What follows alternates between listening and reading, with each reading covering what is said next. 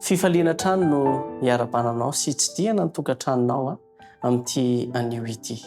Anatin'ny fotoam-bavaka manokana isika amin'izao fotoana izao. Andeha isika hiaraka iombam-bavaka amin'izao fotoana izao. Andriamanitra tomponay io. Andriamanitra fitiavana, tia anay. Andriamanitra lehibe ary mpanjaka amin'ny mpanjaka. Andriamanitra rainay ihany koa, izay rainay amin'ny alalan'i Jesosy Kristy.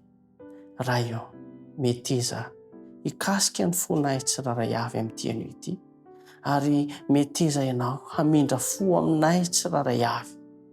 Ankehitriny dia mangataka vavaka manokana aminao ny mpanomponao hiasina amin'izao fotoana izao. Ianao anie hamaly sahady izany vavaka izany. Raha io, manana olana ara-bola izany mpanomponao izany, izay bloqué amin'ny toerana izany vola izany. Tompo, misy mananteny izahay fa hiditra mitsehatra ianao ary ho tonga vahaolana ho an'ny asina sy ny ankonany ianao.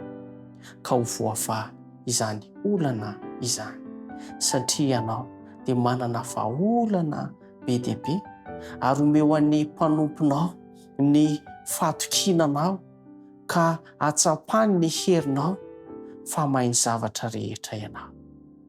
Amin'ny anaranao Jesosy Kristy no hanonana sy angatana izany vavaka izany. Amen.